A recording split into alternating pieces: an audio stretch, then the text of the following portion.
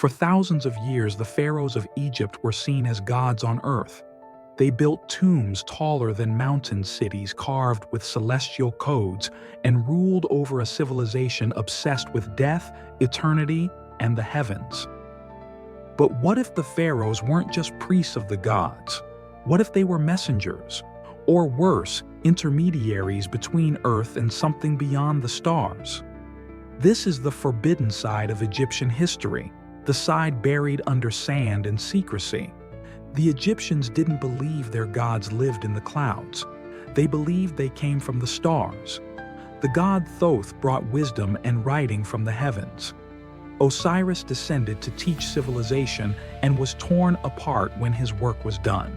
And Ra, the sun god, sailed a ship across the sky and through the underworld at night. In ancient papyrus scrolls, these gods are described with glowing eyes, radiant auras, and voices that shook the earth.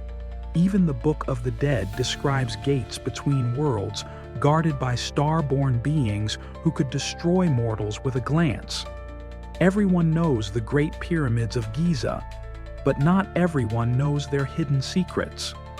The three pyramids align perfectly with the stars in Orion's belt, a cosmic formation the Egyptians called Osiris' throne. But here's the strange part. They aren't just aligned. They're scaled in size and position to match the stars as they were 10,500 BCE. That's 7,000 years before Egypt's first official pharaoh. Who built them? Or who told them how? Some theorists, including ancient astronaut believers, claim the pyramids weren't tombs. They were machines, star-mapped power beacons, or even portals to the afterlife. And the pharaohs? They were trained in the secrets to open them. The pharaohs were obsessed with eternity. Their burial rituals were not just about preserving the body, they were designed to launch the soul to the stars. The pyramid texts, the oldest religious writings on earth, don't speak of heaven. They speak of ascending to the stars. One passage reads, "The sky is given to you.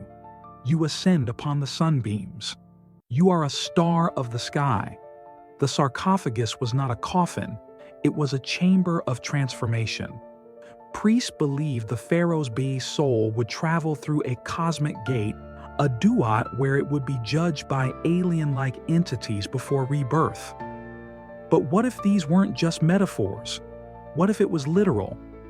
One pharaoh broke all tradition and may have exposed the truth. His name was Akhenaten.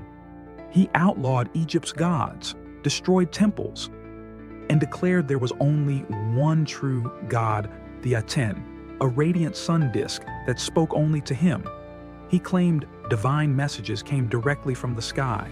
His body was strange, elongated skull, thin limbs, narrow torso, nothing like the other kings.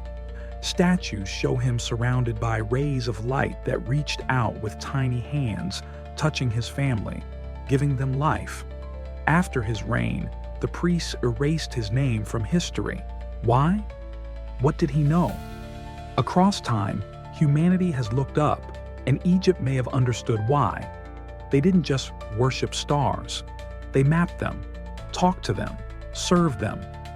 Perhaps the gods were not myth, but memory. And the pharaohs were never ruling alone. If ancient Egypt fascinates you and you want more truths buried in time and sand, subscribe now. Because history isn't what you've been told. It's far more strange, sacred, and star-born.